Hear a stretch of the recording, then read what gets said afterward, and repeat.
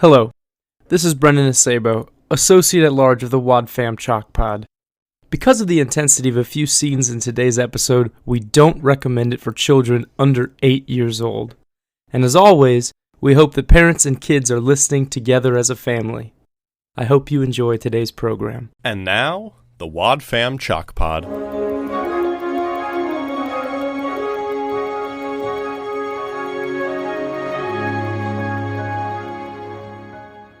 Hello and welcome to the 100th episode of the Wad Fam Chalk Pod. I'm Dylan Weaver. And I'm Andrew Acebo. And we are joined this week by a very special guest. Hi, I'm Mikayla Moeller. Hi! Hi. Look at that! We're not excited about this at all. We have a guest! And it's a friend! I know! Who knew? The name was in the title. And we have friends! Wow. Guys, they're friends with more than one girl. Yeah. Girl number 2 on the podcast. Mm-hmm. So, we're here to talk about the next episode in the Rydell Saga, which is episode 877, A Sacrificial Escape. We've already talked about it. Yeah, we did it before. If you want to actually hear what this episode is like, listen to that one. Yeah, episode 51. We talked about this episode for real. This episode, we'll touch on stuff, but we're also just here to hang out and goof off and talk about the fact that we've made 100 of these. Yeah, it's gonna be fun. I'm really excited about this. The more that I was thinking about it, this is kind of well-deserved. We've earned this. All the times that we've made things happen. I don't want to talk about this anymore. Yeah, stop tooting our own horn, Andrew. So, Mikayla, what's your history with Odyssey? Well, I know I did listen to it with my family, but I really don't remember that at all. I do remember we had an Odyssey study Bible, which we had devotions every morning, and that's probably some of my strongest memories with that. Wow. Yeah, it was a time. It was really interesting. Yeah. Very concerning to me. Our morning devotions were Odyssey based. Do you still have an Odyssey study Bible? I don't know. I'd have to ask my parents. Is it a study Bible or is it a devotional? It's it's a devotional. We also had another one that was kind of like a study Bible, I think. I don't think we have that one anymore. We might still have the devotional because we went through it a couple times. Okay. I just need to know if Odyssey was like, we're going to tell you the Bible through our characters. That'd be great. No. No, I remember learning that G's is a bad word. In the Bible? No, from the devotionals. From the devotionals. Okay. Yes, we had a devotional book that we went through at one point that we probably picked up at Berean or something, and it there was a portion of it that talked about how this guy he's going to the bar with friends, but he's always ordering a soda. Mm-hmm. And then he realizes that no, he shouldn't even be going to the bar at all. And that's the moral of that one. Wow. That's tough. That's, wow. Okay. It's really something. My parents tried so hard, and God bless them, to make me a good, Puritan boy. And I love them, and they've grown to know that that's never who I will be. And the listeners of the podcast have also grown to know that. Well, I don't think that for them there was ever much doubt. I think the ship had sailed on me. Oh, man. But no, I was thinking, for me, devotionals growing up, I read about, really strong, powerful, conservative women. My mom tried so hard. I read a lot about, Harriet Tubman and, pilgrims and stuff like that. And very cool, and glad that I learned about it, but also, nope. Didn't work. No. And then what was your interaction with, Odyssey outside of a devotional book? I remember listening to it on my little radio in my room. I had one of the radios as, a little dog. And I'd listen to that, while I was cleaning my room. Either that or Kids Cookie Break. Ooh. Yeah. Classic. Kids Cookie Break. Big focus on the family household. We got the magazine. So I remember a lot of, reading the Odyssey stories in the magazine. Oh, Clubhouse magazine. Mm-hmm. Yeah. We had Clubhouse for a bit. Yeah. We never had Clubhouse, but No, yeah, very much growing up, kids cookie break, WJTL, like culture, like that's what was playing, especially with my mom in the car. Because, like, my dad would actually, like, seek to put out, like, decent music when we were in the car. And my mom would play the radio.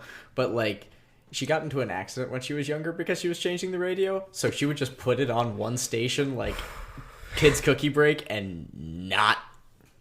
All right. Yep. Just not change it. I was stuck. It was agony. I love you, Marie. Yeah. And then... the other thing that's fun context for the listeners is you actually listen to the podcast. Yeah. You want to talk about that a little bit? Why? Yeah. Do you want to listen to it less now? No, I still enjoy it. I started listening because Dylan is my friend and I support his endeavors and doing stuff. So he'd send me the Odyssey episodes and I'd listen to those and then I could listen to the podcast, and it was fun and weird, and it was hard to explain to people in my classes at school what I was laughing at. And I usually just didn't, because I'm listening to my friend's podcast is not how you make friends. Yeah. Especially when it's this one. Yeah. Unless it's perfect for them. That's the only scenario. I did convince one friend to listen, and they do continually, so you're welcome. There you go. Right Maybe on. there's some name dropping happening. You know who you are. Oh man, I think I have a similar problem. Not about like the classic, like when people ask you like, what do you do hobby wise, and I'm like, well, the thing that probably takes the most amount of time is this podcast I do, but I am not talking about that. Yeah, no, exactly.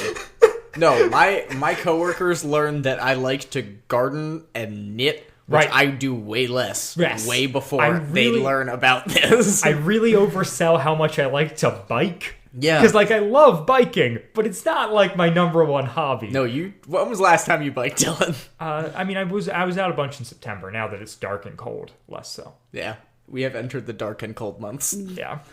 Rest in peace, serotonin. Will be missed. There it goes. Pour one out. Serotonin. Melatonin's time to shine. So right. In prepping for this 100th episode, we, in knowing that the 100th episode was coming, a lot of discussion on what we were going to do. And I came up with this stupid scheme to do A Sacrificial Escape again as episode 100, which is the only reason I convinced Andrew to do the Rydell Saga, is because I had this master plan where I was like, look, it'll line up so that we're doing A Sacrificial Escape again on the 100th episode. We can just kind of goof off, and Mikayla, I'm going to ask her to be a guest, and she'll probably say yes. And Andrew's like, all right, let's do it. Yeah, that was a great idea. Misrepresenting? That was a bit... No, that's exactly how that conversation went down. And I was so surprised you were, like, I knew that you were going to have a good idea. I did not know that the idea was going to be that good. Well, listeners, let us know if it is that good. Well, it just works out well in a way that I could not have ever predicted would happen with how casual I am about this show. Shout out to Dylan for all the work he puts into the show. Mikayla knows. Oh yeah, it's... wow. Yeah. Andrew makes it tough on him. Hey, wait a second. What is this becoming? Yeah. This is your first time getting to hear an unedited episode. I know. Normally I just get a screenshot of the names of everything taken out. I go, oh my gosh. How did they get anything done? Sorry. Just my color commentary. Yeah. So Andrew doesn't know that I did this, but so to prep for this episode and do my retrospective and stuff, I listened to our first episode again. Oh my gosh! Oh no.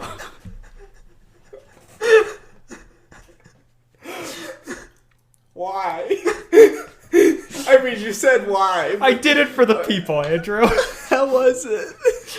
So this is my first time ever listening to an episode after I edited it. Yeah. Like, it was the first well, one. aside from like doing the like promo, which I do the day after, and I skip around for it. You know what? The audio quality is noticeably worse. Yes. For really good reason. But it's not terrible. Yeah. I was like, at first I was listening to it just off my phone and was like, oh, this actually sounds like kind of okay. And then I started listening to it in my car and was like, oh no, it sounds bad, but it's fine. I don't know. I had a much worse memory of that first episode. Yeah, me too. Because when we made that first episode, we finished the episode, and on the way, walking Andrew out after recording, I was like, we can never record an episode like that again. Yeah. That is what he said to me. To which I said, wow, you have never made a podcast before, and you just said that. Yeah, I was like, nope, that is the only time we are doing it like that. And slowly over time, we have kind of drifted back towards that format. Yeah, we do, because, the thing is, I noticed that when we covered very plot-dense episodes, we have very structured bullet points as far as going through it, but not as descriptive with scene changes, and I think it does vary from episode to episode. And I can only say that in the very passing, because, most of the time, I don't listen to them. Maybe I'll listen to, the first 5 minutes every now and then just to hear how something turned out. But, I think the only ones I listened back to were, ones where there was a lot more audience interaction or there was something special with it. I've listened to ones with guests before, again, just because I think those are fun. And, it's just remembering a really fun conversation I had with a friend, which is really cool. I listen to my appearances on other people's podcasts. It's just when I edit it, I'm not usually I want to go back into this. Yeah. Oh, yeah. No, because you have to listen through it all again. I don't know what it's going to sound like when it's put together. Right. I am still surprised about stuff in the show whenever I listen to it, because I rarely ever listen to it front to back, and I'm like, wow. I completely forgot that they do the thing at the beginning that they do at the end, and there's credits. Oh, right. Yes.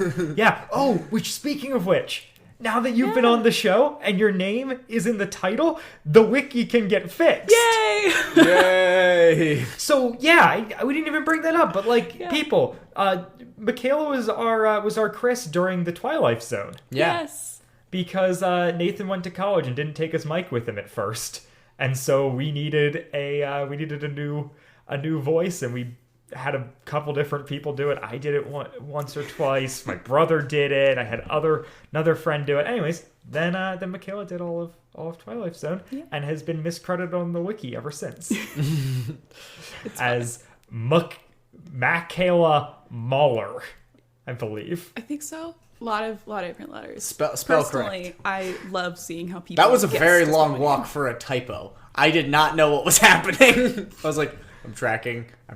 It's a double typo. Oh, that's first and last name. I'm staring at it right now. It was Mikayla Moeller. Oof.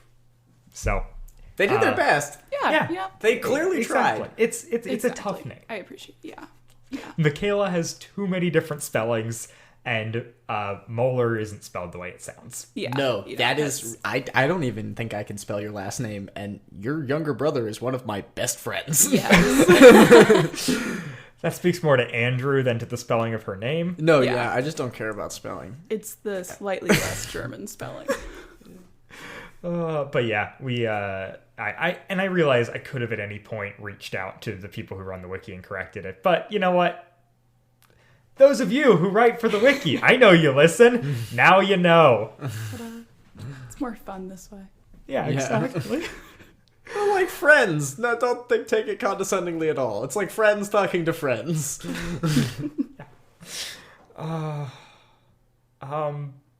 Anyways, so I liked the first episode, kind of. It wasn't as bad as I thought it was going to be. Mm-hmm. I cannot imagine listening to other episodes, especially ones that are the more controversial episodes, or because there was a while there, I think we overcorrected after that first one to where we were we're doing no structure. We're just going to do broad strokes, and I don't love the way that went. I think that doing the broad strokes maybe led to our reputation of us being more down on the show. Because I listened to that first one and I'm like, we were pretty even-handed, but people gave us so much crap early on for, like, not liking Odyssey. Yeah. No, because that whole episode was just us talking about how much we liked Odyssey, and that was why we were making the show. Yeah. And then after that, we were like, Odyssey sucks! But it's good, but it's got so many problems. Yeah. But no, it's just, I don't know. And I think that really, in all honesty, I've kind of gotten over a lot of those things about it and just kind of come to accept that it is what it is and, like, kind of exist it for its positives and negatives. Exist it? That's not the word I'm... Accept it. Accept it. That's what I was looking for.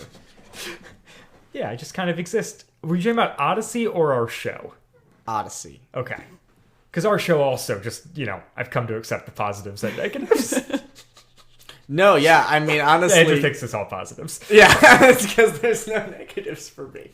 I just get to hang out with Dylan, and all I have to do is listen to Odyssey once a week and write enough about it to be able to have a conversation. Yeah, and that's why I feel like I've always been very active in, like, trying to be thankful for it, because, like, Dylan puts a lot of work in for this that I don't, and so my experience with it is so positive. My experience with it is also very positive. The amount of effort I put in lessens every day. I didn't mean it like that. But, like, I think over time, like, when I started out, I was, like, doing a decent amount of prep work and a ton of editing. Now I do, like, minimal editing and way more prep work than I really should. Yeah, I am continually surprised by that. Yeah. Speaking of, like, weird prep work I did for this episode, because I was like, we're talking about ourselves. Our show has been listened to in every state except for Rhode Island and Vermont. So... Road trip. We go there. You take Rhode Island, I'll take Vermont. Nice.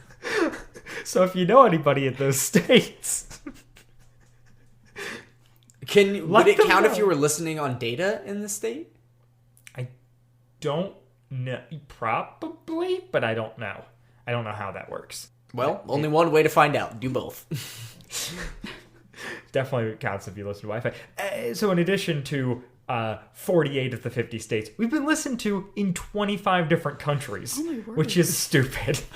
I don't know if that's real. Like, how does that exist? How do people that far away care? I don't know. They might be bots. It might be people traveling. Yeah, that's fair. That's fun, though. That's very fun to think of. Yeah. We do have, like, we've got surprisingly high, like, I think, like, 1% of our total listens come from Thailand. So if you're one of our Thai listeners, tweet at us or send an email or something. So, you want to talk about the actual episode now? Yeah. We don't have a lot to say. Like I said, go listen to our last one if you really care. We've got a little bit more to talk about. Oh, actually, before we jump into that, Mikayla, Rydell Saga, because you're doing this the same way we are. I am. Yeah, Thoughts? how are you doing? Just lay it all out there for us, because we don't know what to make of a lot of it. Yeah. It's definitely been interesting. I really liked the first 2 episodes. I feel like that was a very strong start.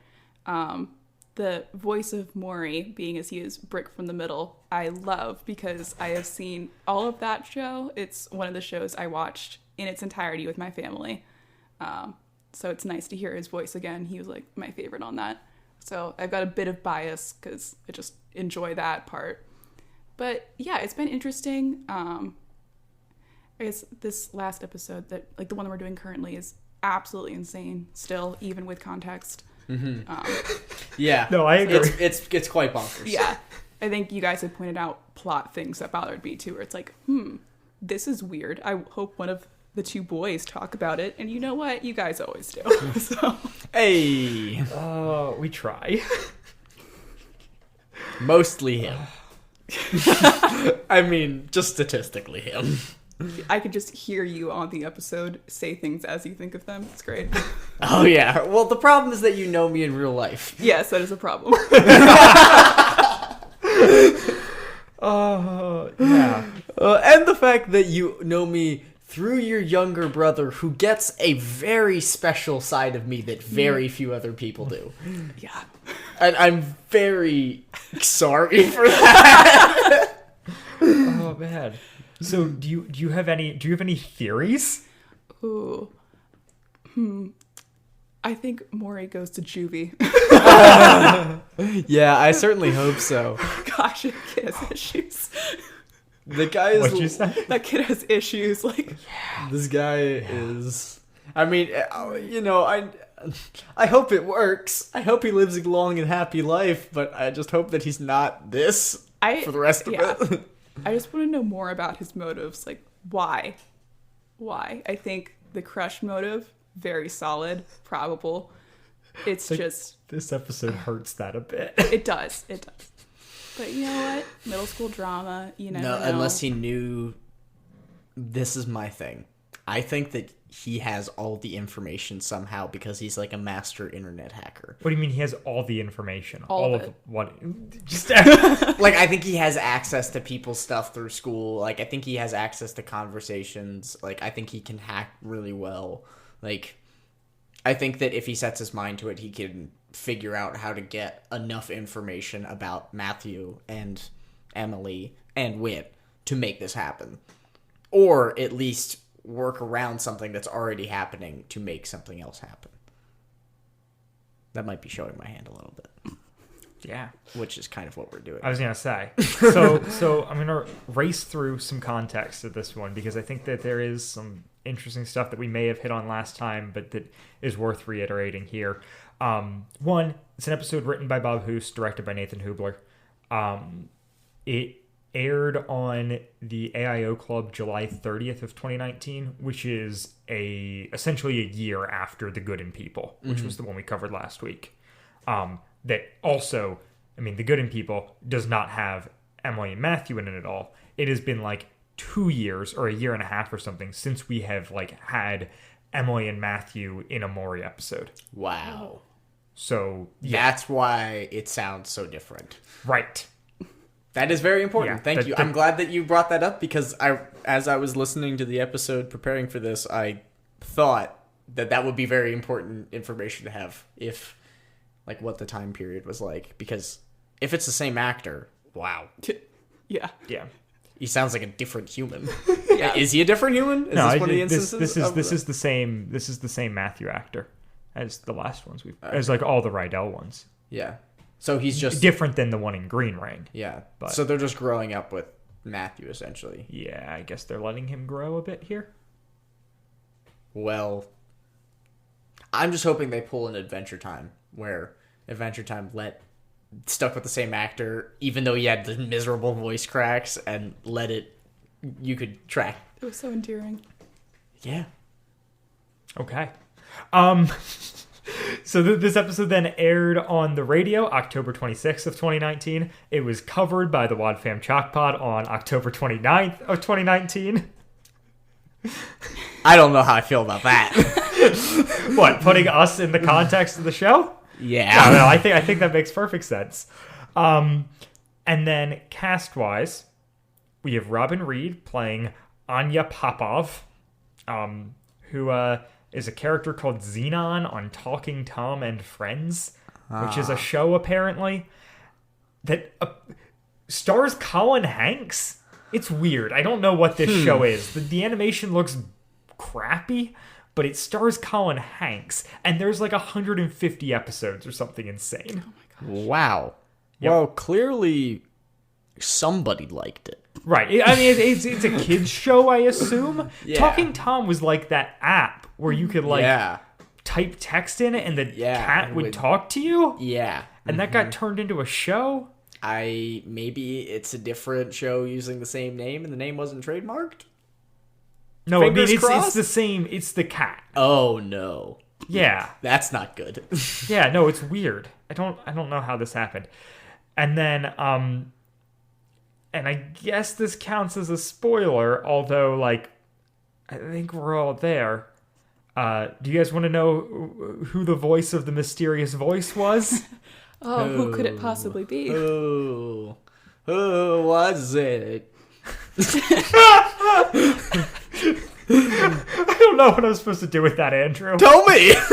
Oh no. Do you not know? What, the mysterious voice, the actor? Yeah. I'm presuming it's the character Maury. Okay, yeah. It's Atticus Schaefer. Yeah, who voiced I just Maury. don't know. I don't know Atticus Schaefer. No, that's fine. Actually, but I do remember that. That's how I know the name Atticus. Cool. I like that name a lot. That's how you know it, and not from frickin' To Kill a Mockingbird? Oh yeah, Yeah, In which they... Dylan Wow. Yeah. That's the famous Atticus. yeah, but I don't think about To Kill a Mock. Well, you should. Right there. I don't think about To Kill a Mockingbird as much as I think about this because I make a podcast every week about Adventures in Odyssey, Dylan. Yeah, that's probably a reflection on us and the bad choices we've made. We spend more time thinking about a Focus on the Family audio drama for kids than Harper Lee's To Kill a Mockingbird. Yeah. I don't know if now's the time for my existential crisis. Yeah, fair enough. Yeah. Anyways, so there's that. Oh, sorry, I forgot to say my other Robin Reed anecdote, which is that she was in one episode of Word Girl. Hey, Which I know is a show that, Ms. Libri. I don't know.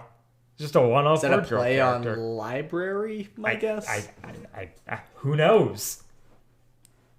But I know we've talked about Word Girl before on this podcast. Does she have more than one appearance? No, I think just one. Oh, okay. So she's probably like a villain or something. Yeah. And then the very exciting thing that we get to do is I get to play the promo for this episode because we didn't have a promo last time we recorded. Yeah. So I am very excited to see what this promo is. It's probably going to be the same disappointing thing we've gotten throughout this whole saga. But also, this episode is so insane that, like, if the promo manages to undersell it, I'll be amazed. That's fair. Next time on Adventures in Odyssey, a local business sets up a thrilling escape room in the basement at Wit's End. It's bigger than I expected. But things take a dangerous turn. Whoa! What just happened? The door slammed shut. But why? Nothing is an accident. We're all going to play a little game of search for your life. Hold on tight for the next adventure in Odyssey.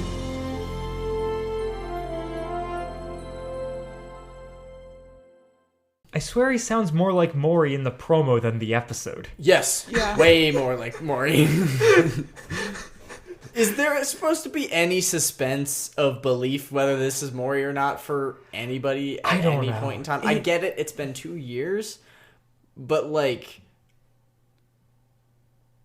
I mean, he was in he was in an you've episode a listened year to- ago. Yeah, if you listen to both episodes where, the Mystery of the Writer's Ruse, right? Right.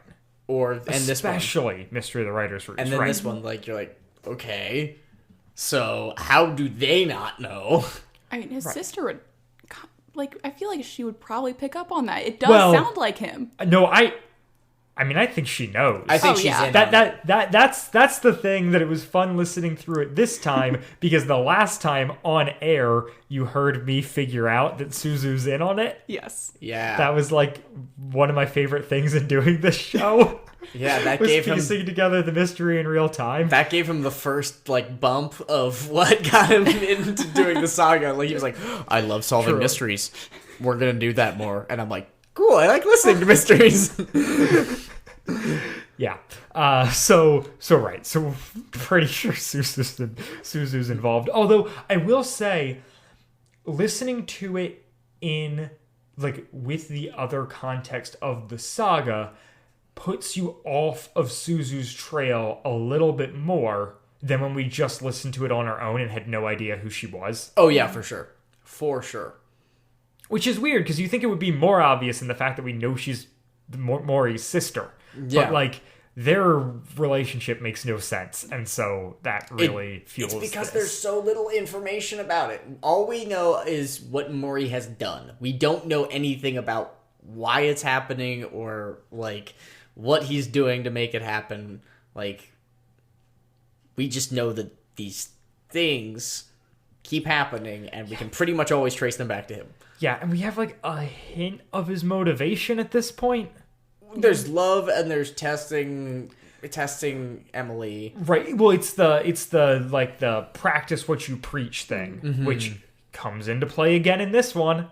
Yeah, but like, can we learn a little bit about the relationship with him and his sister, at least for plot purposes? We just know that it's weird. That's all we know. Yeah. Is that like Do we ever find out more? I don't know. We'll have to find out as we cover more episodes. Listening. Which, yeah, we got to figure out how we're tackling that, because I had someone reach out and be like, hey, after you get to A Sacrificial Escape, do not spend any more time on the wiki, because stuff is like, just even looking at the context for an episode, I figured out how the series ends. Oh. And I was like, all right, I'll be keeping away. So we got to figure out how we're doing that. I might get someone else to write stuff down for me. I don't know.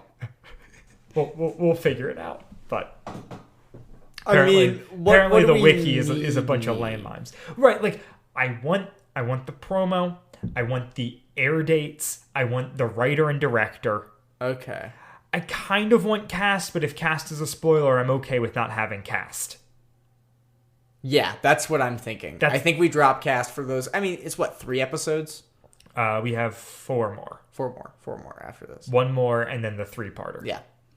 Audience, it's probably, unless it's really special.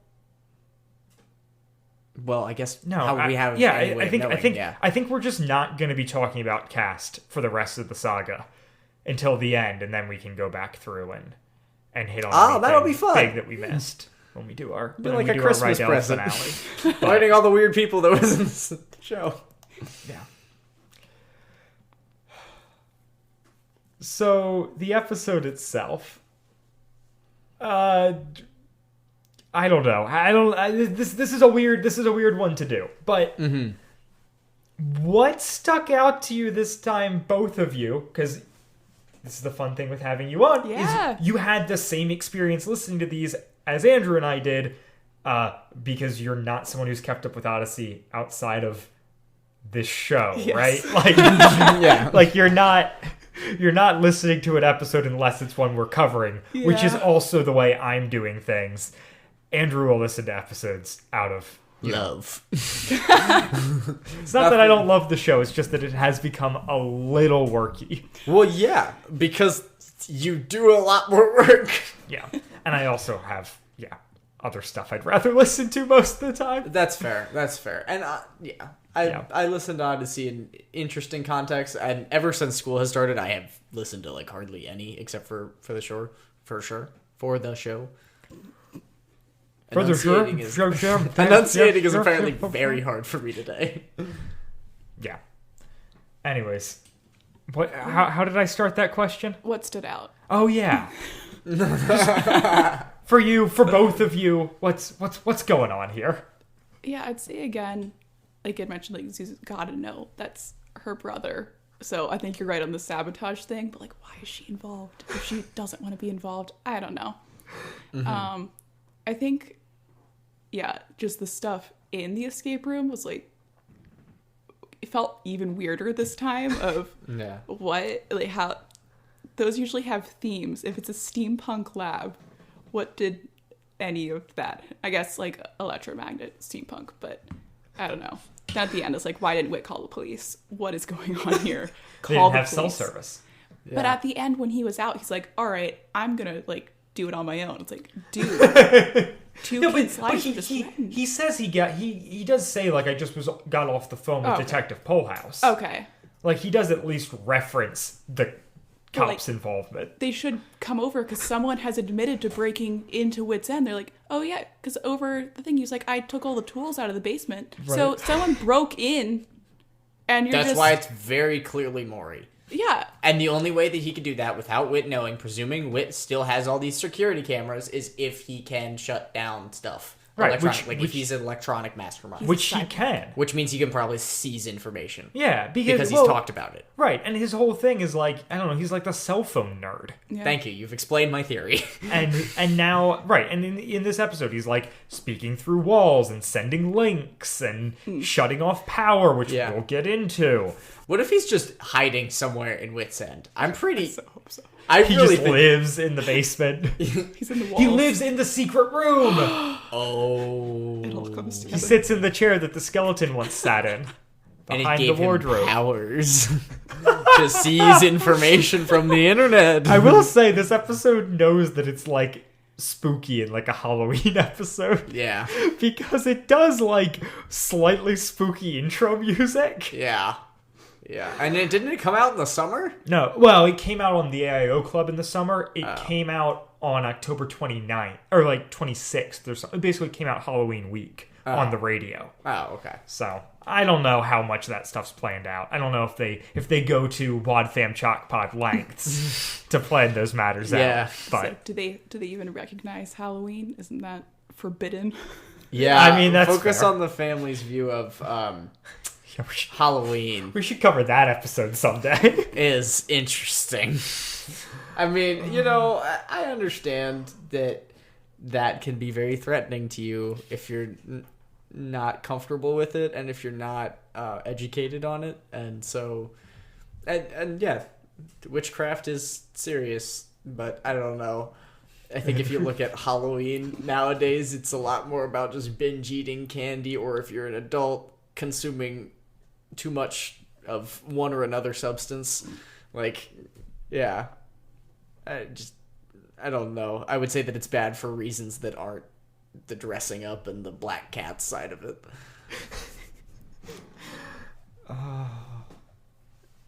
Yep. Interesting. All right. What else? So we get, I guess the thing that I didn't pick up before is that Popoff, like the way Wit says her name is completely insane. Yeah. But that's besides the point. So presumably she's an actor hired by Maury, which is to be Popoff, because Wit's like, I never actually met Popoff. So this might not even have been her. I don't know that. I mean, maybe Maury hired it, but I think he might. I think the escape route thing might be legit, and that he hijacked it. Right. The escape room is legit. Like, so I think he hired her to impersonate Popov and then sabotaged the escape room. I think there's a real Popov, but that wasn't her. Okay. Because Wit references like I never met her before today. But what did he do with the original Popov? I don't know. Maybe she might have just not been scheduled to show up. Could have changed the address. Or I mean, maybe he killed her. I don't know. He's capable of whatever. This episode. So this is a small version of an escape room that is being set up in Wit's End so they can test out the big one. I don't think anybody who made this episode understands how escape rooms work. Yeah. Well, as somebody who's never done an escape room, I don't either, and this sounds like what I always thought it was like. But like, it's not usually its own module. It's built into a building. Yeah. It's not just portable. Yeah, I mean, portable escape rooms sound really cool and they're probably a thing, but also she can make it and disable, and her team can assemble and disassemble it within like a couple hours. Pretty impressive. I mean, it is really impressive. Well, I mean, I don't know how many, a couple of hours. If that's like a day's labor, I feel like it's not that unrealistic if you have everything set up the day before to, like if everything's there and in place to be assembled, to assemble something like that in like 6 hours maybe. We'll go gentlemen's 8 to 10. Yeah. 8 to 10. I need a glass of water, all right? Leave me alone. I will not. So I'm convinced right off the bat listening to it this time, I'm really tracking with how Suzu's in on it. She does this whole thing where like she's the one who brings Matthew and Emily to the place for the escape room. She then stays outside of the escape room, and Popoff says, oh yeah, that's a good idea. You really shouldn't go in there until, because Suzu's whole thing is I'm going to stay out here so that because I would rather go in once it's officially opened. And Popoff is like, oh yeah, absolutely. I think that's the right call. Wow, she sends other children in there. Yeah. Yeah, no, it's real bad. It's Suzu knows what's up. Yeah. And it comes up later when she says where she goes in the whole thing about like he took the oxygen, he was sucking oxygen out of there, where like it's like, oh, this clearly, like, she knew some of the plan but not all of the plan. Yeah. Like, she knew to stay out of it, but also, like, was horrified by the degree which Maury went to, which has kind of been the theme throughout, especially with the last episode. Yeah. True. Yeah. It was a lot. I mean, this episode, the thing that this episode made me think about with New Odyssey is, like, Wit feels a lot less like a person nowadays and more like just an idea or like an authority concept. like a figure implies too much personhood for Wit, but I like him, and like I love his voice, and like I think Andrei Stoica's voice is awesome, and I'm not mad that he's Wit. And it's cool that they stuck with the tradition of doing it. Like, I think he gets a bad rap just because he sounds different, but yeah, like I don't know. It was a tough episode for me to listen to again after enjoying it so much the first time and be like, wow. So knowing what I know now, this is just all like, it's kind of more frustrating. I agree. Like, I'm on record as not particularly liking it the first time through. And this time I was like, oh, this episode is more ridiculous now that I like know the greater context. Yeah. Yeah. Because, like, it's not... Because we know it's also just, like... Granted, we don't know how things are going to end. But, like, the way we're looking at it now, we've got, like, one kid who's responsible for all of this, and he doesn't have, like, a plan. Like, he doesn't have a motivation. Yeah, there is no trackable We don't get thing. it. Yeah. Like, it's also a crazy change from like, oh, I'm going to test this person's ability to come through on money, or I'm going to open up some lockers, to I am going to tell two children one of them's going to die and threaten their lives and have other people watch. Yep. That's a big change. Yeah. No, this guy is... this is the episode where he goes from being a very mentally unstable child with good intentions to a absolute madman? Yeah, like, I don't know if his intentions were ever good. Well, if he was... Yeah, no, he doesn't sound like they make him sound very evil for his intentions to ever be good. But, like, I'm willing to withhold some level of, like, you know, he just doesn't understand things. And, like, he had some, like, really bad past or something that made him this really bad person that we don't know about yet. Because we straight up don't know anything about him. I know, we know so little. It's like... Yeah, it is that weird thing of it's like, we don't know that much more this time around than we did last time around. Like, because these episodes are so spaced out in how they aired and were written and stuff, the characters don't seem particularly consistent episode to episode, or like I don't really feel like, despite this being Suzu's like 5th episode, or 4th, I guess, I don't really understand who she is. Yeah. Well, because it's been centrally around Matthew and Emily. Except they weren't in the last one. No, they weren't.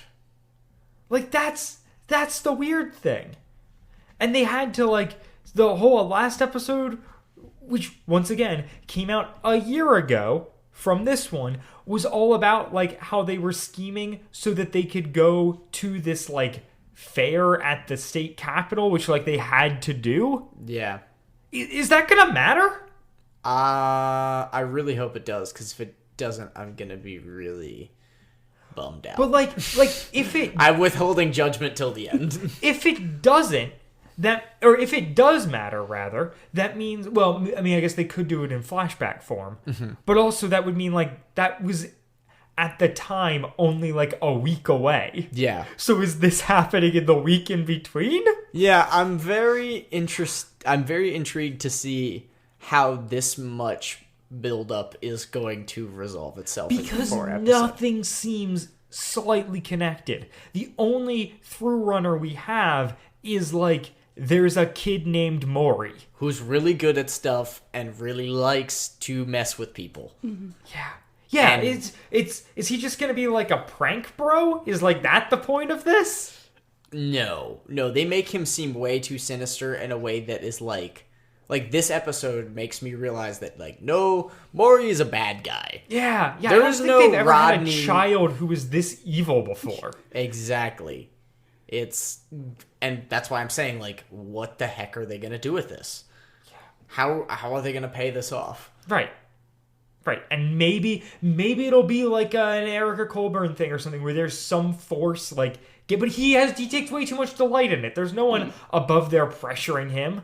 Yeah. Like, I don't get it. The thing where I was like, okay, his voice comes on and I'm like, okay, I realize now that this has to be Maury. It doesn't super sound like him. No. And then he says there's the girl detective I know. Mm-hmm. You and your sidekick, are gonna like get out of here. And I'm like, all right, it's Maury. We get it. Like, yeah. No, that was the thing. We're listening through it again. Made it so abundantly clear, one, how little we know about Maury, but also how very clearly that it's Maury. And this whole episode is kind of based around some sort of suspended reality, which is that they're going to run out of oxygen, which, like, I feel like when I was in middle school, I would have known that there's enough oxygen in a room to last for more than... But granted, okay, for me, I was told at a young age that there's, like, enough air in a tomb to last for, like, 3 days or something like that. So, like, that made me realize that, like, oh, there's a ton of air around that you won't run out, like, even if you're sealed off for a while. Right, unless they're sucking the air out of the room, which is explicitly not happening. Yes. So my moment of that was on a show I loved and have gone back to watching only to realize that it is terrible. But 2 of the characters got trapped in an airtight trunk and are running out of oxygen, but were still able to like make it for quite a while, even though that's a very confined space. So it's like, no, a big room. They're very much fine. Yeah. What show? A Natural History. Don't know. I still love it so much. This episode. I got so mad again, and I had forgotten my rage at this line until Wit said, until Suzu said her thing of like, what does this mysterious voice have to gain? And Wit says, no, the better question is, what do Matthew and Emily have to lose? Yeah. It still makes no sense! Well, I guess the thing that he's looking at it is like, why would this person attack children and isolate children? No. The question is, what are his motivations? Yes. It's not why. What are these people going to lose as a result? No, and what does he have to gain? No. It's definitely what does he have to gain? I hate it so much, and I had forgotten how much I hate it until I heard it, and I was like, oh my word. Exactly. That's why it's like really tough to hear a really good Wit that I really like, and saying good things, just kind of walking around being this like moral figure. Like, I just think he's more poorly written, I guess, maybe? I don't know. Yeah. Or he's written in such a way that I think his involvement in the show is different now than what it was. And, like, I think that it fits to a new style of Odyssey that, like, I just am not a part of. Like, I didn't realize, I thought that I was, like, the youngest generation that cared about Odyssey, and then I started hanging out with kids that were, like, conservative and younger than me, and they loved it, and I was like, oh my gosh, people still care about this. Yeah. Wow. Yeah, you'd think like a radio show would have died out with the internet and we were just like the tail on that. Yeah, exactly. And no. It seems to be just as fervent an audience as ever. Well, yeah, and I think like props to them for like marketing it as such. Like, as janky as the AIO Club has been, they definitely got on the streaming service side, like, way before, like, network television and stuff like that, when, you know... Fair enough. Now everybody has to have a streaming service. Like, they've been doing it for a while. Maybe not well, but they've been doing it. Yeah. So, like, props off to them. And, like, they're also very active, and because of focus on the family's influence as far as other forms of ministry, it's a very good... It's a very safe audience. And as long as there are people like those, like their target demographic, they will have a show. Yeah. Fair enough. Wit's plan is if they shut down the power, then the door will open, which is weird Star Wars logic of like, if we shoot the lock, the door will do whatever it's not currently doing. Yep. That is one of my least favorite tropes. I think it's hilarious, but just like if you're a person who watches Star Wars, if the door is closed and they shoot the lock, the door opens. If the door is open and they shoot the lock, the door closes. Every time it just does what the protagonists need. Oh, but don't forget, the door is closed. They shoot the lock. It is now locked. Yeah. It's so... Yeah. Yep. It's great. I love it. So yeah, that felt weird. And then Maury shuts down the power. Yeah. And they say like, oh no, he's cut off the power, but we still have video and sound to him, and the door's still closed. So like he did it, or it was wrong before. Yeah. And like Wit tries to get the door open with a battery, which would be adding power. But earlier he's like, well, if we just shut down the power, it'll open. Like, is Wit wrong? Yes, clearly. Oh, he's gotta be. I didn't think that was allowed. Again, why this episode makes so little sense. But no, it's okay. We talked earlier about, how much we used to, dump on the show, and I do want to defend it for the things that I do like about it. But yeah, this one's tough, I gotta say. This one is tough, and it's made tougher by the fact that it has a 98% on the wiki. Yeah. Well, and that's what I'm saying, where it's like, I think that... I think it might be a better episode than the last one. Oh, yeah. Which I really didn't like, but otherwise, I have liked the rest of the saga better. Actually, now I'm like... You weren't such a big fan of the Mystery of the Writer's Ruse. No, I wasn't, but Secret of the Writer's Ruse was maybe less convoluted than this episode. Yeah. No, there's a lot more questions in this, and that's what we're talking about. Like, what is this possibly building to? It would be different if these episodes were released in a tighter amount of time, and they were building for a longer amount of time. Mm-hmm. Like, if it was like, all these episodes came out over the course of like a year, and there are like 10 more episodes after this, I'd be like, sure, I'm down for whatever comes. But the fact that this arc at this point has been going on for 3 years, they're 5 episodes in, and they only have 4 more episodes. I'm like, how is this ever going to work? I don't understand. They've made too many weird choices for it to come together into something that makes sense. Yeah, and maybe the whole point is just to enjoy it for what it is, and it's not that, because I think that maybe that's just kind of the thing, is that this character, there doesn't have to be a connection for it. Yeah. Because you think about, if it is that Sherlock Holmes style, each thing is very individual, and you have this character, and you don't really know a whole lot about it until the very end, and so maybe this is the episode of Sherlock where he fake dies. Spoilers. Big spoilers. Wow. No, I've seen the whole show. No, I know, for anybody who hasn't seen the show. Well, they're really based behind. Off of really old source material. It's fine. Yeah, it's been out since the 1800s. You can spoil it. Yeah. Nice. This episode. So yeah, the other big thing that comes from this episode is Matthew explaining that like he's gonna leave the detective agency, which I think actually makes a little bit more sense having followed the Rydell Saga. That's the part of the episode I like about it. Yeah, that's what I like. I don't care about the escape room part. I think the Emily dynamic is just... Yeah, the Emily Matthew thing is good. So good. Like, it makes sense that he's been growing out of this. They haven't been doing as many cases. They haven't been as fulfilling, and he's got other pans on the stove. What am I trying to say? Something on the burner? He's got stuff on he's got stuff on the back burner. It's a different saying. I don't know. He's got... Too many pots on the stove? No, that's just too many cooks in the kitchen. No, like, Matthew's got other things going for him. Yeah. So, like, it doesn't seem as insane that he is like, ditching out on this now. Well, yeah. It does... Oh, sorry. They're older. Right. They're a good bit older. Yeah. Like, you think how much you change between 5th and 8th grade? Right. Like... Yeah. Two different people. Yeah, 2 different people. It didn't mess me up in the same way that it did the first time. And...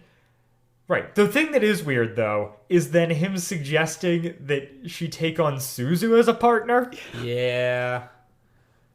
Maybe that's a... No. I'm just like, I don't get it. Like, the whole thing is like... And they reiterate it then. Like, the whole thing is that Matthew's supposed to have a crush on Suzu, but it doesn't feel like that thread's been carried very well. No, not at all. And then Emily has this... After he suggests that, Emily says, "You're the one who thinks she's hung the moon?" No. Yeah. Is that a thing people say? Never heard that before. Hung the moon is probably some sort of, like, local colloquialism that we don't know. Like I understand. Hung the moon is, like, kind of like, it makes you think of, like, okay, there's, like, they're really good. They're really powerful. Hung the moon, kind of.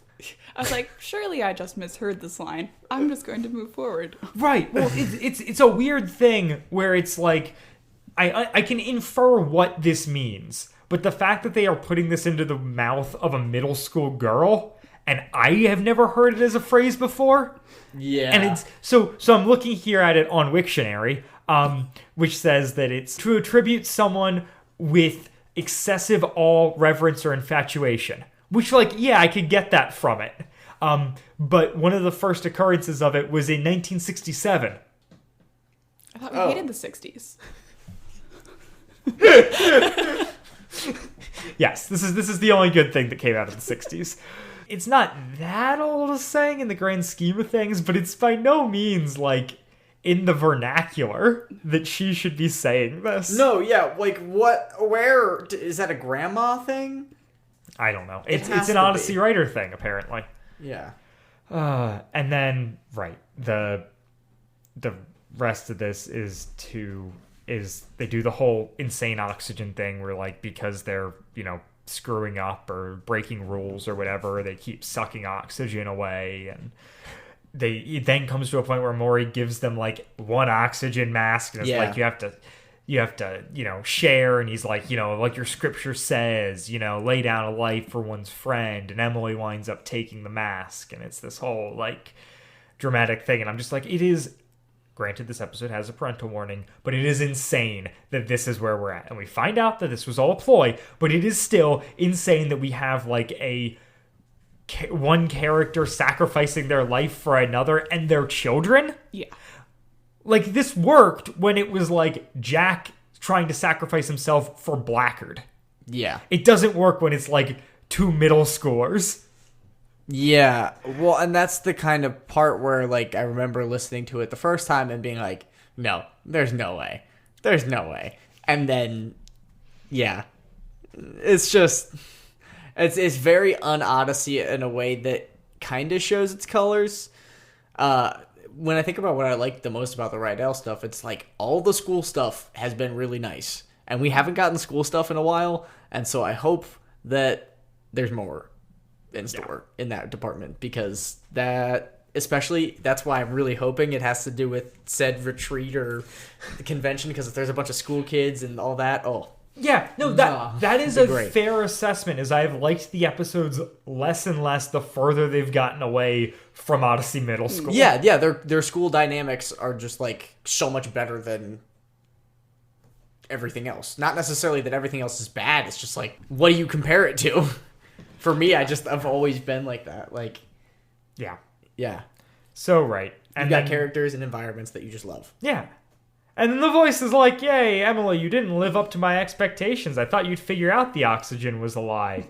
But, this is all okay because it made you guys feel good. Mm-hmm. No need to thank me. Yeah. And it's like, all right, there's... Not a fan. Right, there's your the good in people. Yep. I bring out the good in people. Such a self-sacrificial choice, Emily. Surely that made you feel good.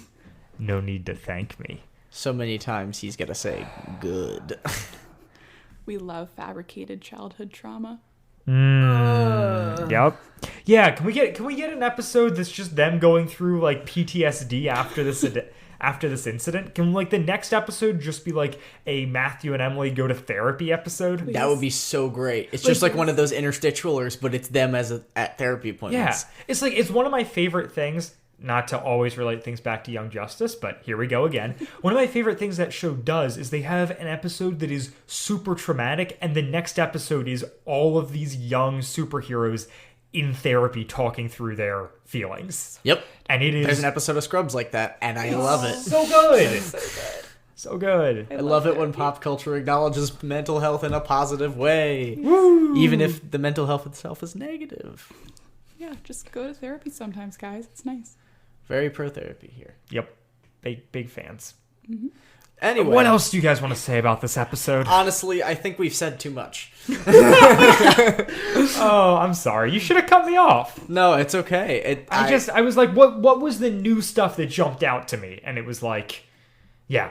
Oh, I'm just trying to tie this in to the greater plot. Exactly. And it's hard because the ties are loose. These are not ties that bind. There it is. My mind went there. Thank you. Yeah. It's completely insane. And it keeps just being insane. And yeah, that's pretty much it. Yeah. So, moving on here, what do you have for us next, Dylan? Well, we solicited some questions from you folks, the Chalk Squad. Our friends. Yeah. Some people we know in real life. So yeah. So that's a classic. Mikayla, Yeah. do you want to be the question asker? Oh, okay. Ooh. This is an interesting dynamic. The list of questions. Yeah. Feel free just to pick one out and ask it, and we'll go for it. This is interesting. I feel like I'm on a game show. Yeah. Buzz in. Suddenly I have to make decisions. I'll just start at the top of the list. Yeah, this is a bold move. Okay. Will you ever review the Green Ring conspiracy? And who asked this question? From Noah. Probably. We've been talking... I mean, the odds seem really good. So, like, the way we've been structuring this, especially recently, is like, because we're doing such new episodes right now, the next ones we cover will be old episodes. Mm-hmm. So, like, we're trying to kind of bounce back and forth between different eras of Odyssey, kind of give different stuff to different people, because we know, like, depending on who's listening, like there's a lot of people who listen who don't actually keep up with Odyssey, so I was like, this section is going to be like weird for them. Mm-hmm. So then like I'd love to go back and do like some classic stuff. We've got a couple different ideas we've been bouncing around. Yeah, well, and because I think that it's an accurate representation of like what we are interested in, right? And that's the fun thing about it is like, yeah, we have a very similar taste in Odyssey, right? And like of course, like, I don't know, Green Ring Conspiracy, unless like our show just ends, seems inevitable, because it's like the only big arc that we haven't done at this point. Well, we've been talking about it since the beginning. Yeah, like it's one we both listened to the beginning of, and I have no idea how it ends because they kept putting out episodes after I dropped off Odyssey. Oh, they did? Oh, that's right. There's aftermath we don't know about. Yeah, exactly. Oh, I completely forgot about that. Part of covering that. So, like, The answer is, I mean, I can't imagine we won't. All right. Grace asked, what writer do you like most on Adventures in Odyssey? Kathy Buchanan, probably. I was going to say, we've talked a lot about Hoobler and a lot about Kathy Buchanan. I think those are, like, both really high for the two of us. I like the two of us. I like McCusker a lot as well in certain episodes. Yeah. In other ones, I'm like, But, like, I think, like, the... I appreciate... we were doing, like, Case of the Secret Room and stuff. I was like, man, like, McCusker's so good. Or the Other Side of the Glass. Yeah. I was like, oh, man, this guy is on top of stuff. But, yeah. No, yeah, this is... I think... Yeah, Hoobler's really good. Lawler did Blackguard, which is really good. And I think that, like, as much as, you know, whatever mixed feelings you may have about his stuff, I mean, I think that he's really good, and I really like that's, even the writers I don't like as much have written some of the most iconic episodes in my mind. Yeah, no, that's absolutely true. And like, yeah, I think one of the reasons is like Kathy Buchanan, Nathan Hubler are both like big writers during like the era of the show. Well, and I think that I really like, and so like it made a little bit more sense. And I like the like Kathy Buchanan's writes Connie better than anyone else. Yeah, like her Connie and Mitch stuff is really good, and it shows. And every like, time, and we are often disappointed by, you know, the writing of Connie. Yeah, no, that's 100% accurate. All right, Unique asked, why do you make the podcast and what inspired you to create it? I mean, I think we talked about this a little bit, maybe in the Blackguard finale episode. Yeah. That a lot of the, like, I don't know, like the kind of ignition for this podcast to happen was an episode of Good Christian Fun about Adventures in Odyssey, where they covered the Love is in the Air episodes, and that really like pushed me into like actually making this a reality. What I mean, like, I feel like that was what ignited me to make this. What did it for you, Andrew? I have just always liked making podcasts, and so it was like coming to me with this podcast idea with like, it was just, I don't know, it worked out perfectly because it allowed me to do exactly what I was good at the time, and it didn't force me to do anything more than I was good at the time, so it wasn't so demanding that I didn't have to like stop doing other things, which historically is what happens, is that like podcasting is a hobby for me because being a creator and like making things is like a hobby. It's not something that I do every day. It's not something that I like prioritize in my life that mainly. It's just like, it's a fun thing that I can do and that I like that I do, but just kind of as a small part of who I am. And so like this was just a really great environment for me, and as it's gone on, it's been really wonderful to kind of feel like I'm involved in an internet community. Like, I grew up always wanting to be a YouTuber. I always like wanted to do all that. Like, I tried, like I wanted to.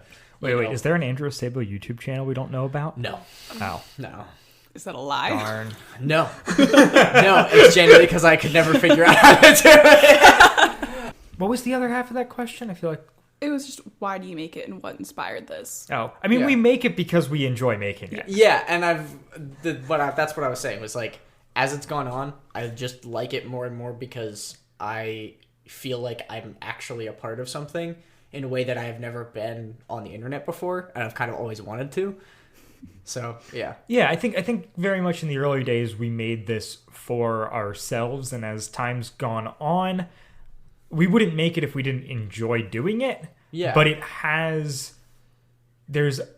don't know, I felt a little bit more motivated outside of like, this is a thing I want to do, to be a thing of like, this is a thing that like other people want me to do. Mm-hmm. So. Well, it's gotten more fun. Yeah. Like, there's just always new things, and things are changing, and, you know, we get an email from somebody else that we didn't expect to, you know, and it's really cool for me because I'm a people person, so like meeting different people is nice. Lynn asks, what is the best and worst thing Odyssey taught you? I think that it told stories in a way that was really cool to me. Like, I think the premise of Odyssey itself was really great. Like, the best thing that Odyssey taught me, I don't know if it was a moral from an episode or anything like that, but I look back at it and I'm like, man, I was really just a kid that was thinking about like the afterlife a lot because I just liked the show, you know, and like I would think about stuff like that all the time, and mostly because of this. And I think that kind of changed who I became as a person, least favorite thing I learned from the show was probably just kind of affirming biases that I was receiving from my parents. And like, you know, just a really small example of that was like my parents, when I was young, thought that Pokemon was satanic. I wasn't allowed to have anything Yeah. And like that's me saying that, like I'm sure that somebody else that's listening to this is like, my parents too. Like, because there was, for some reason, this like rumor just in the conservative church at the time that, or like the evangelical church, or that Christian subculture, that like anything that was anime was like of the devil, because there are animes about weird stuff and it's just different. And then they made it about evolution and like stuff doesn't evolve, and it's like, no, you just don't like it because you don't think that it's interesting and you don't want to spend money on a card game. And Misty has a crop top. Misty does have a crop top. Yeah. And that's caused many a Christian man to stumble. Yeah, it's oh gosh. I'm sorry. So that we learned positively and negatively through Odyssey. Mm-hmm. I mean, I don't know if it counts as like something that I learned because of Odyssey, but like the greater impact of Odyssey on my life has like, I think that Odyssey primed me so well to be a person who enjoys podcasts. Yeah. Oh yeah. I think the reason that like that this even exists and that I make a podcast, and also the reason that there are like so many Odyssey podcasts, mm-hmm. is because like having kids grow up on an audio medium, mm-hmm. like then primes you for like continuing to contribute to or consume stuff in that way. Yeah. Right, I think that's just like a way the show has impacted my life. I think for the better. Like I like the world of podcasts. And then like negative stuff. It's hard to like isolate something and be like, this bad thing that I thought came from Odyssey. Mm-hmm, exactly. But like it definitely like impacted my view of like Dungeons and Dragons. It's like, yeah. the like easiest like across the board. Like I can point to Odyssey and be like, that was the thing where I was like, oh no, these games are evil. Like, well, and the thing that I guess I would kind of like to say is that as somebody that calls it for what it is now, it didn't sit well with me the first time I heard it either. Right. And in ways that I'm only now understanding as like an adult, but like I think the parts about like modesty is the best policy that's still upsetting to me is what was I was uncomfortable with about it as a child, which is like, why are you making such a big deal out of this? Like there's nothing about this. Like I understand, you know, where they're coming from, but you know, it just seems like a whole lot of fuss about something that's not really that important to me, even as a 6th grader who has been told that like this is something, you know. Yeah, like, it's just like modesty culture. We love it. Yeah. I made a whole list in my phone listening to that of things that have directly happened to me that are referenced in that episode. Yeah. Yeah. Yeah. I went to a Mennonite school. Yeah. So a lot of that was very much drilled into me both by the school and just by people around me. Because you had uniforms. No. No uniforms? I refused to go to a school with uniforms. I'm so proud of you. I could not be controlled to that level. I was so against wearing skirts at the time. I mean, not that I like wear them a lot now, but when it came to just like covering your shoulders and everything, like I had a dress like for my school graduation that was not quite cap sleeve, so it ended like right at the shoulder, and I was not allowed to wear it without a cardigan. Or just we were told like before every like school event, like all the stuff that girls had to go through while trying on dresses, of like we were even told like, hey, when you're in the mirror, like jump and make sure it's not too distracting. So we were also always told like to expect it from guys. and like told that we were expected that guys just believe would never, the worst about like, everybody do all the anything time. about that. Yeah, that everybody just wants to. Yeah, it was super gross. And like, as a girl, how am I going to be friends with guys when like you're literally told however much skin you're showing, a guy will always be thinking 3 inches further. And like that's still in my head. Like, what? Y'all got mathematical with it. Yeah. It was so I much. have never thought that mathematically about a woman. Yeah.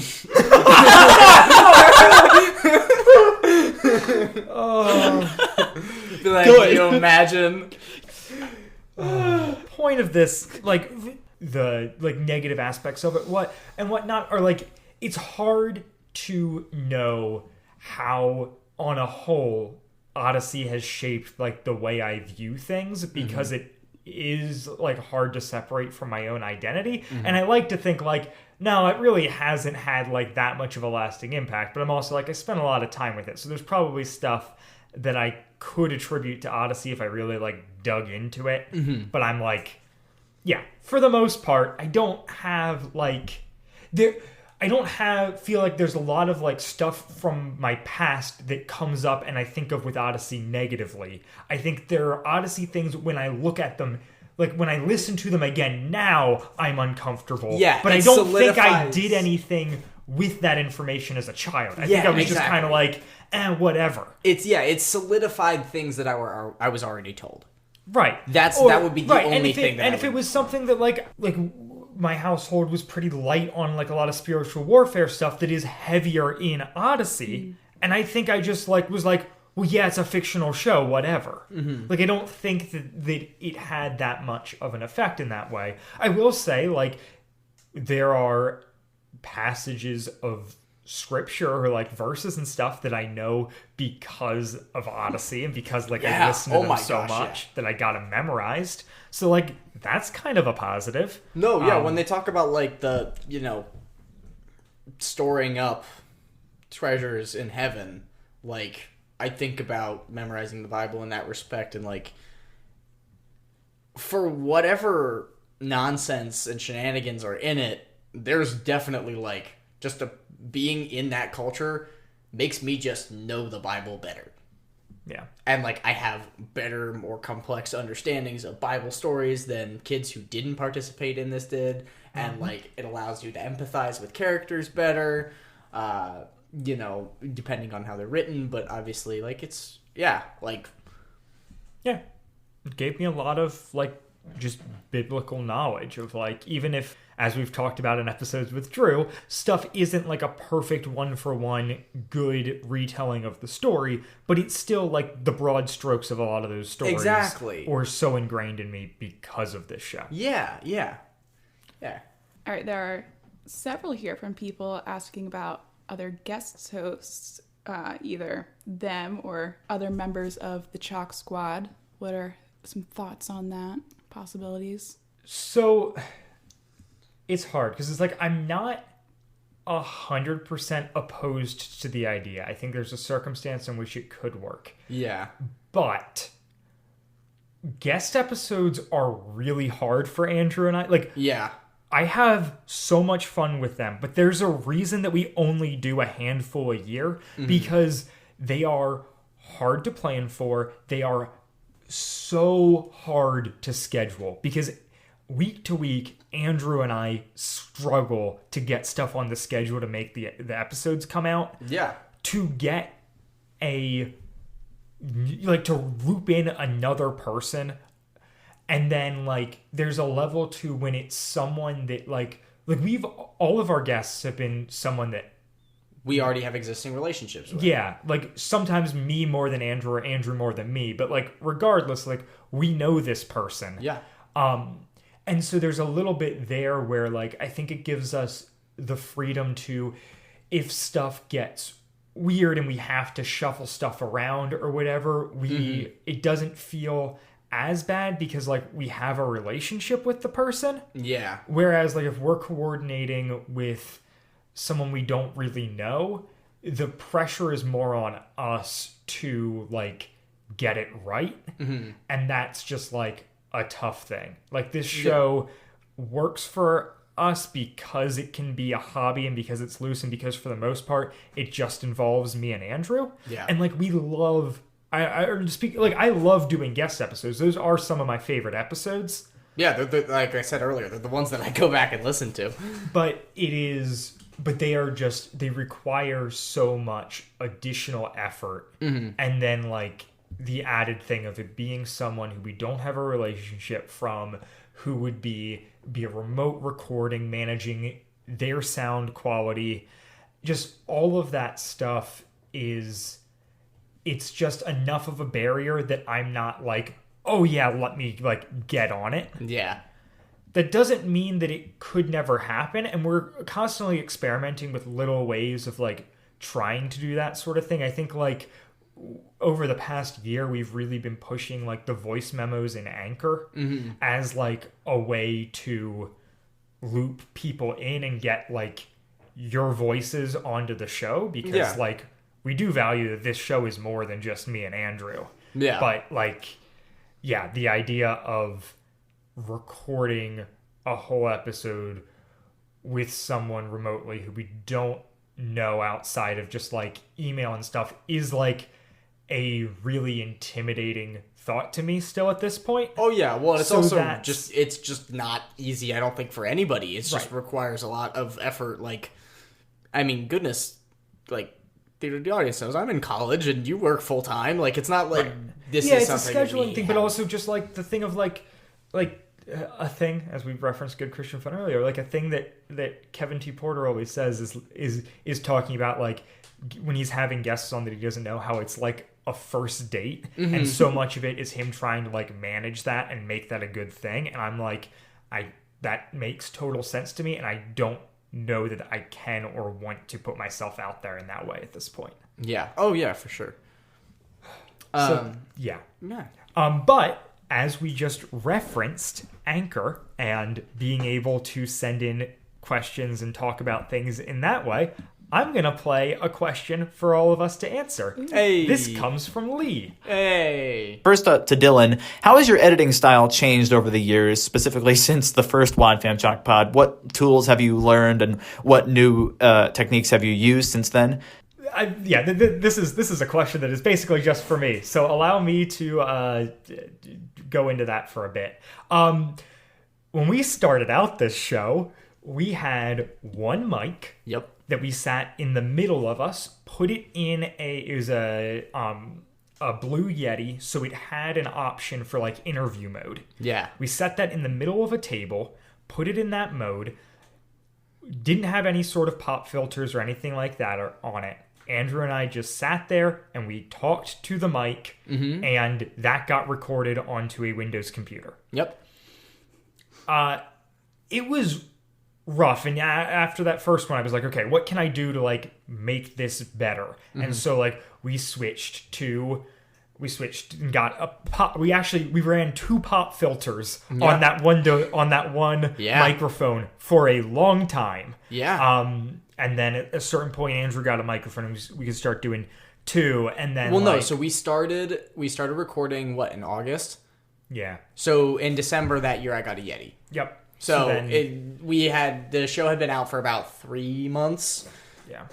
When I got my Yeti, and then Dylan's brother also got a Yeti, which made it even easier because I didn't have to bring my mic every time. Yep. To record. We kind of co-opted that from him. I think the Nathan first episode with Nathan, that Christmas special we did,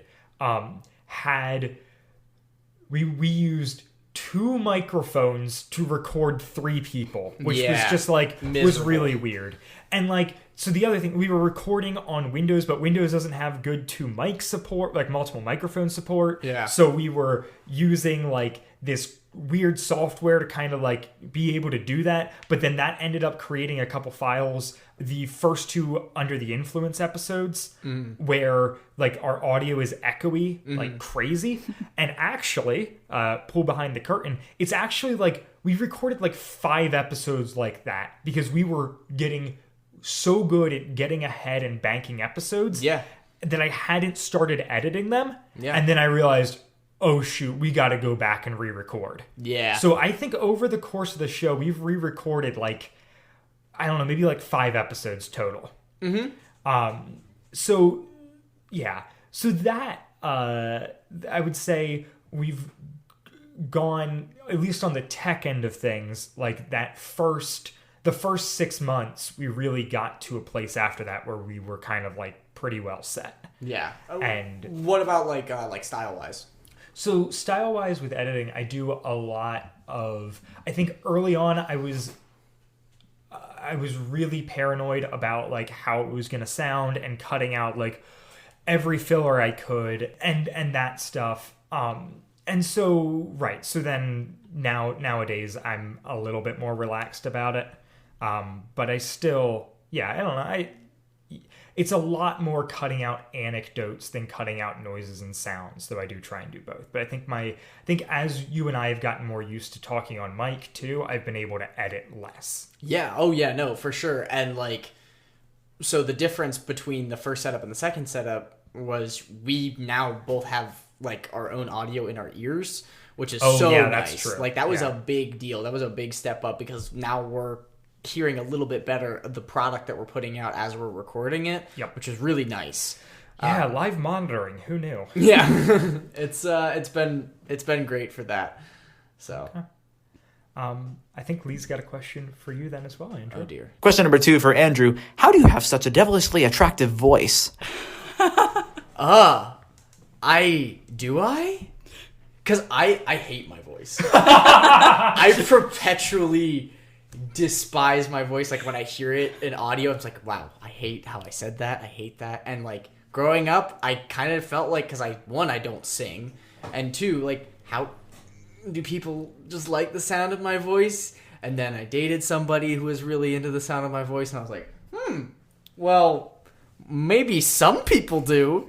And then when we did the podcast, other people said, I was like, why? Because it doesn't connect. Smoking? I smoked a lot as a child. We're pulling behind the curtain. You want to know how? My lungs aren't what they used to be.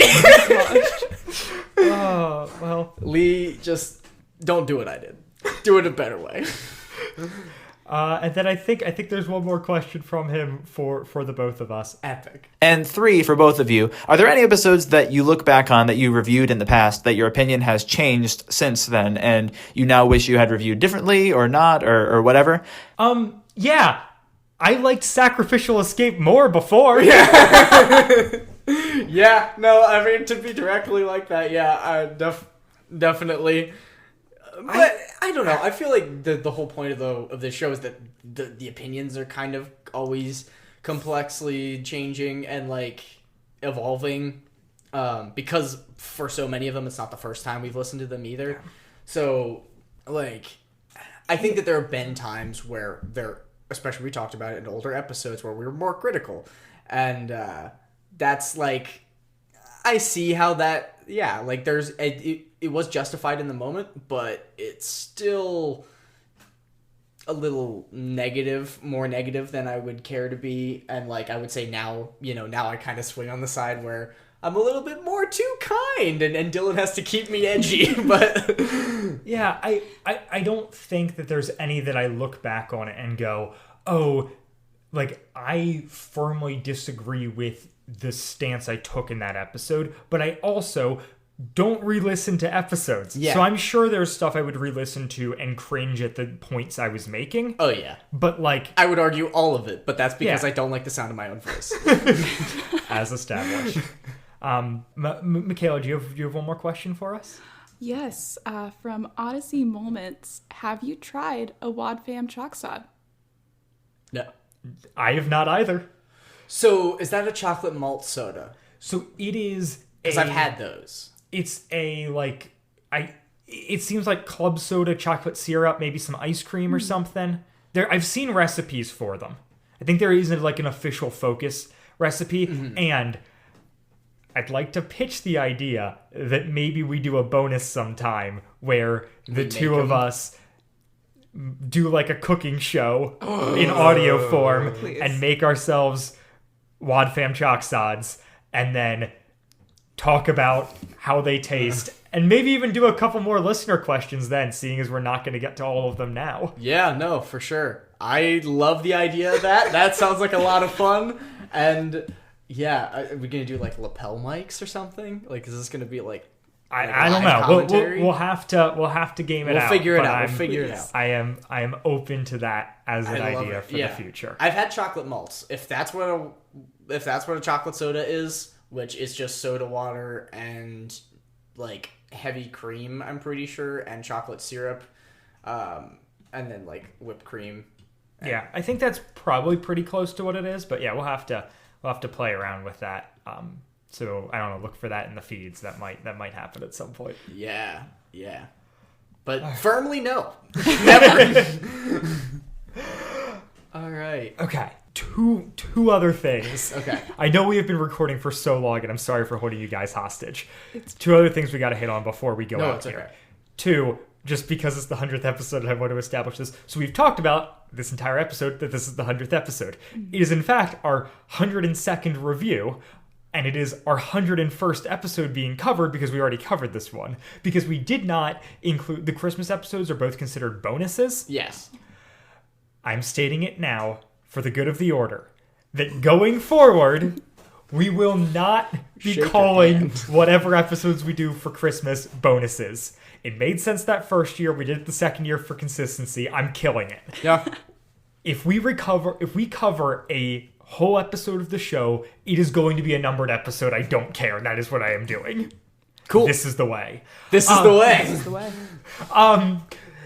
The other thing with that is I am going to be going back through, probably while I edit this episode, and doing some tweaks to the nonsense numbering of all of the episodes. So for people who listen, those Christmas episodes are still going to say bonus. But I am getting rid of the season numbers because they drive me up a wall. It was one of the worst choices I made. And I just want to establish for everyone else that starting probably when this episode is live, there are no more season numbers. We are a one-season show. That is that. I am so tired of being like... So we just started a new season like 5 episodes ago, but now we're covering something different. Should I make it a new season or keep the same one? I don't know what to... Who cares? No season numbers. There's no reason this show needs to be seasoned. I like seasoning. Dang it, Andrew! It's low-hanging fruit. Final question, what are your favorite seasonings? Go. Taco. Rosemary, basil, hot sauce from Taco Bell. So that's that. And then the last thing, big announcement. Can I get the drum roll? I will digitally insert a drum roll. Yeah! With Andrew screaming over top. We've got an actual merch store now, folks. Yay! I don't know if anybody asked for it, but it does exist. You've asked for it. Yes, I have. We have in the past sold shirts and other merch through my personal TeePublic store because I already had it set up and I just had stupid one-off ideas and decided to throw them up, and we haven't really talked about it on the show. So going forward, we have an actual merch store. It is teepublic.com/user/wadfamchalkpod. So we're going to have that store where you can go. There will be a bunch of different designs, some returning from before, and a bunch of new ones that I've been working on, and maybe other people have been working on. We'll get to that in a moment. Related to our show, related to Odyssey, that I think are fun. My personal favorite, we have a Los Perros Frescos tour shirt now available with a design on the front that says Los Perros Frescos, and a back which has a bunch of towns in Odyssey as tour dates. Well, in the world of Odyssey as tour dates, and it makes me really happy. So that one, go buy that. The other thing I want to point out, which I don't think we've really pointed out when we've talked about merch in the past, because we've only ever done it in passing, is this is not just like, hey, you can go get this on a shirt. This stuff is available on, depending on the design, on notebooks and stickers and tote bags and pillows. We had a pillow ordered, thanks Lee. And also, my personal favorite, pins. What? Yeah. You can get enamel pins? Not enamel pins, but like button pins. Nice. Yeah. With the different designs on them, available in small and large sizes. They are so cool. I might be placing an order for a bunch. We'll see what happens.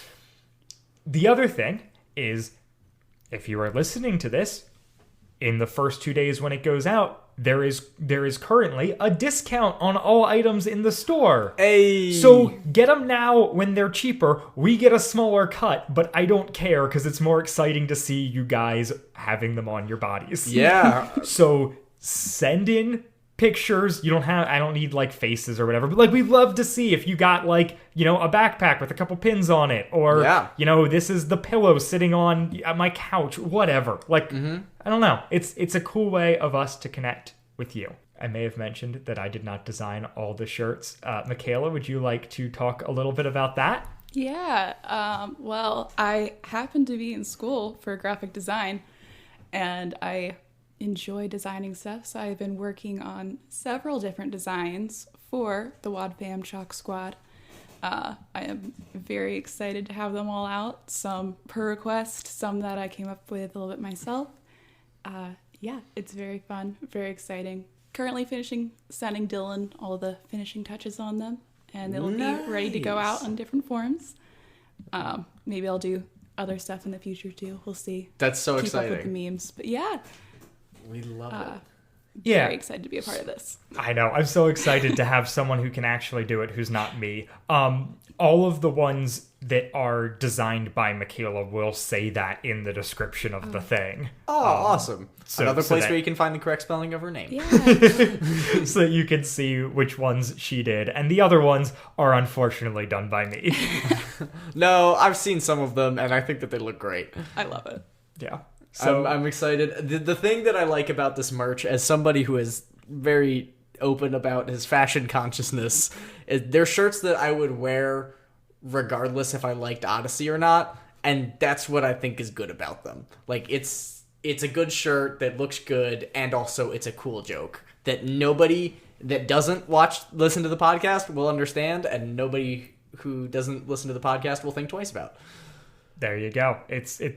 Yeah, I'm pretty proud of them. I like having them there, and it's an option for you guys to support us, but also like get them because they're cool shirts. Yeah, no, that's my biggest selling point. I just think it'd be really cool for. Yeah, it's very strange that I'm proud of the design. I've been very skeptical for a long time. We've talked about merch and stuff like that and being like, oh man, there's so many cheesy podcast shirts where it's like, well, that's whatever. But then like once these actually came through, I was really surprised with how much I liked them. And I was like, oh, all right. And because I've gotten shirts from TeePublic before, they're really nice. Yeah. Like TeePublic does such a good job. Their site is so clean and they do discounts all the time. So it's like, it's way better than I've used Nerdfighteria. I've used other places that just for creators stores. TeePublic and Redbubble are the creme de la creme. Yeah, so I'm really happy about all that. I guess, Mikayla, do you have anything you'd like to plug?